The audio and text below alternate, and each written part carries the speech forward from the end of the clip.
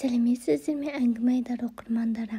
Бүгін сіздермен күйеуімнің көңілдестерімен күресуден шаршадым атты болған оқиға желісімен сіздермен әңгіме айтатын боламыз. Міндетті түрде видеоны соңына дейін тыңдап, өз ойларыңызды комментарийға бөлісе кетіңіздер. Күйеуіммен ажырасқаныма да 10 жылдан асты.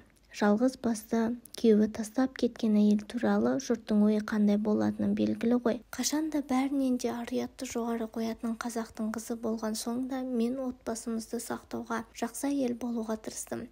Бірақ амалым қанша қолымнан келмеді. Қайрат екеуміз бір мектепте параллель сыныптарда оқыдық. Ол кезде біздің ауылдағы мектеп 8 сыныптық болатын. 9-10 сыныпта аудан орталығында интернатта тұрып оқитынбыз. Ал Қайрат аудан орталығының жергілікті тұрғыны болды. Ол сондай сымбатты бала болатын. Қыздардың бәрі оны үндінің жігітіне ұқсатып, оған ғашық еді. Өзі көп сөйлемейтін, өзі сүйкімді жігітті дәлізде кездестіре қалсам, мен де ыңғайсызданып, жүзіне тура қарай алмай, әбден абдырап есім шығатын. Ол да менен ұялып төмен қарап өтіп кетеді. Жоғары сыныпта оқып жүргенде Қайратпен мектептегі би кештерінде бір-екі рет кездесіп, амандасқанымыз болмаса, тіпті сөйлескен де емеспіз. Мектеп бітіргеннен кейін бәріміз жан-жаққа тарап кеттік.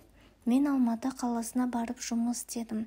Кейін естідім, Қайрат Көкшетау қаласында ағасының қолында тұрып оқиды екен. Жолымыз екі айырылса да, мен Қайраттың сымбатты бейнесін ұмытқан емеспін. Оқып, жұмыс істеп жүргенде арада 4-5 жылдың қалай өтіп кеткеніне де байқамай қалыппыз. Мен анамның қалауымен ауылға жақын аудан орталығынан жұмыс қарастыру үшін Алматыдан қайтып келдім. Тұрақты жұмыс табылғанша аудан орталығындағы дүкендердің бірінде сатушы болып орналастым. Ол кезде 90 жылдардағы дағдарыстан кейін жұрт жаппай саудаға көшкен уақыт болатын. Өзім үйде қыздардың кенжесімін. Алдымдағы 3 әпкем тұрмыс құрған.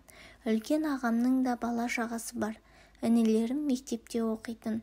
Анам менің тұрмыс құрмай шалғай қалада жүргеніме алаңдады ма, қасына жақын болғанымды қалады. Жаздың ыстық күндерінің бірінде дүкенде келушілерге қызмет көрсетіп үлгермей жатыр едім. Бір жігіт жақындады да, маған шоколад бересіз бе деді. Басымды көтеріп әлгі жігітке қарамастан сұрағанын алып бердім де, бірақ оған қайтаратын тиынды жеткізе алмай, сәл күте тұруын өтіндім. Сол кезде ғана әлгі жігіттің Қайрат екенін таныдым.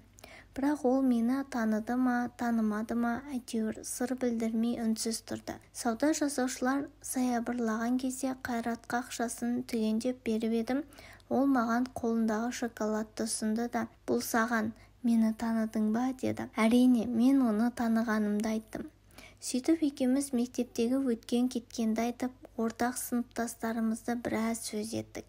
Ол мені кешке кездесуге шақырды. Қайрат екеуміз алғашқы кездескен күннен бастап-ақ әңгімеміз жарасып кетті. Ол маған жақында Көкшетау қаласынан демалысқа ауылға келгенін айтты. Тілдесіп бір-біріміз туралы жақынырақ біле бастадық. Ол өзінің бір қызға үйленбекші болғанын тура тойдың алдында ренжісіп қалып, екі жаққа кеткендерін де айтып берді. Ал мен 24 жасқа дейін жігітпен кездесіп те көрмеген едім. Қайратқа тіпті мұны айтуға ұялдым. Ол менің өзін ұнатып қалғанымды сезсе керек. 2 ай өтпей маған үйленуге ұсыныс жасады. Мен ең алдымен анама, қайтыс болған әкемнің орнындағы әкемдей болған ағам мен жеңгеме тұрмысқа шығатыным туралы айттым. Сонымен Қайрат екеуміз сол жылы күзде отбасын құрдық. Қайраттың анасы ерте қайтыс болып кеткен екен, ал әкесі 2 рет үйленген. Алғаш келін болып түскенде бірнеше ай ата-енемен тұрдық та Қайраттың жұмыс бабына байланысты Семей қаласына көшіп бардық. Мен өзімнің сүйген адамыма тұрмысқа шыққаныма сондай бақытты едім. Тіпті өзіміздің тұрақты баспанамыз жоқ, пәтер жалдап жүрсек те, мен үшін сүйіктімнің жанында болудың өзі бақыт болатын. Көп ұзамай тұңғыш қызымыз дүниеге келді. Баламыздың несібесі болар. Тірнектеп тиын тебен жинап бір бөлмелі болса да өз баспанамызға қол жеткіздік. Мен бала күтімімен үйде отырдым. Қайрат саудамен айналысты. Ол үнемі жолда жүреді, тіпті үйге келмей қалатын, қонбай қалатын кездері де жиі болады. Мен оған сенгендіктен де қызғанбауға, артық сұрақтармен мазасын алмауға тырысатынмын. Бірақ уақыт өте келе оның жүріс-тұрысы көңілімде күдік ұялата бастады. Не үйге әкеп жатқан ақшасы жоқ, өзі күндіз-түні босамайды. Жайлап жұмысының қалай екенін сұрасам, ақшаны айналымға салып жатырмын. Біраз шыда, ақшамыз болады деп қояды. Мені оның ақшасынан бұрын отбасына деген немқұрайлығы алаңдатты. Мен оның өзінен үлкен егде жастағы әйелмен бірлесіп тауар таситынын, бірге жұмыс істейтінін білетінмін.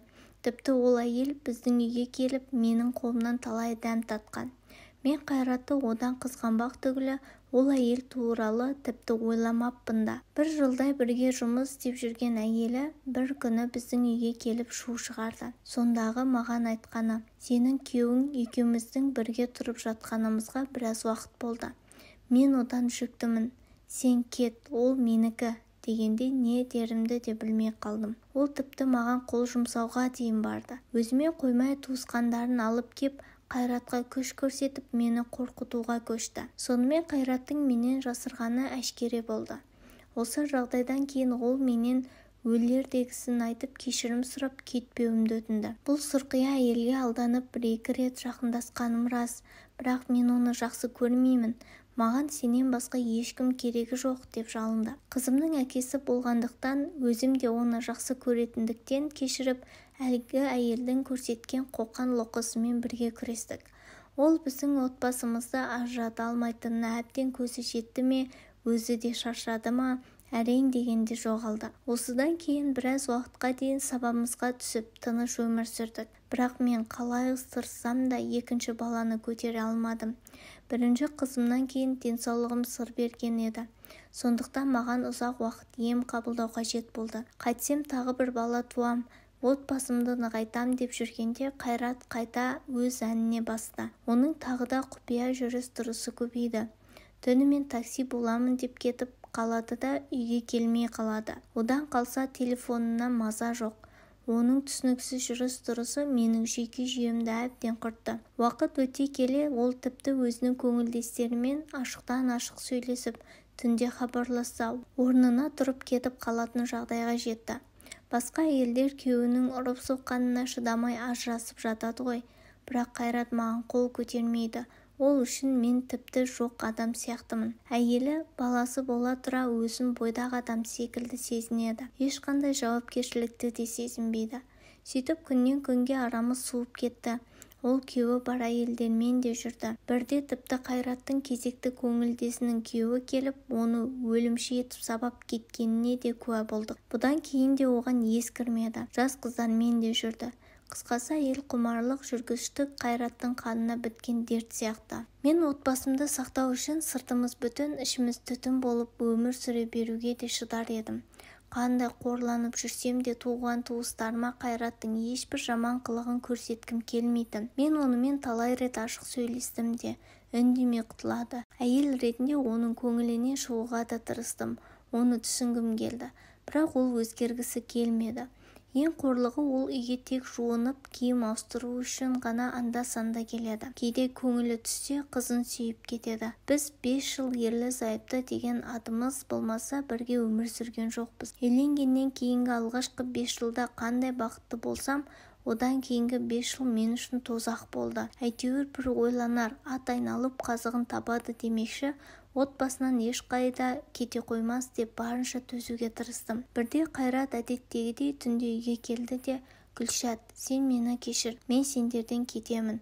Үй сендерде қалады. Қызымен анда-санда кездесуге рұқсат берсең болды» деді. Осы уақытқа дейін талай рет ашумен, егер мен сенің көңіліңнен шықпасам, мүлдем кет. Несіне өзіңді де мені де қинап бірге тұрып жүрміз деп айтатын едім. Бұл жолы үнсіз іштей мүжіліп кеттім. Оның шынымен кететіне сенгім келмеді. Қандай болса да 10 жыл бірге отасқан күйеуімнің оп-оңай бізді тастап кетем дегені жаныма батты. Ол шынымен де кетіп тынды. Кейін білдім, ол өзінен 10 жас кіші, жағдайы жақсы әйелдің қолына кіріп алды. Ол әйелдің бірінші некеден бір баласы бар екен. Көп ұзамай Қайратқа да бір бала туып берді. Мен қазір ойлап отырсам, отбасымды сақтап қалу үшін 5 жыл күрестім, бірақ нәтиже шығара алмадым. Мүмкін алғаш маған сатқындық жасаған кезде басымды арашалап алуым керек педі. Ол менен кеткенде 34 жаста едім. Қазір ойлап қарасам, қайран жастық шағым-ай. Қайраттан кейін еркек атаулыдан көңілім қалды. Қазір міне 10 жылдай болды, қызым екеуміз бір-бірімізге пана болып өмір сүріп келеміз. Менің ендігі қызығым қызым ғана. Жалғызымның бағы ашылса екен деп тілеймін. Әкесі бізден кеткен кезде 10 жаста еді қызым. Қазір 20-ға келіп бой жетті. Маған талай рет әкелерім де, достарым да арқа сүйер азамат тауып қайта тұрмысқа шығуға үгіттеген еді. Көңіл білдірген жігіттер де болды. 30-дан асқан әйелге қандай адам сөз салады? Ажырасқан немесе әйелі қайтыс болған еркектер. Олардың өз бала-шағалары бар. Өзім сүйіп қосылған адам маған опа бермегенде, бөтен еркек қызыма әке бола алмайды ғой деген оймен қайта тұрмысқа шықпадым. Тағдырым осылай болды, бірақ өмірге өкпелемеймін.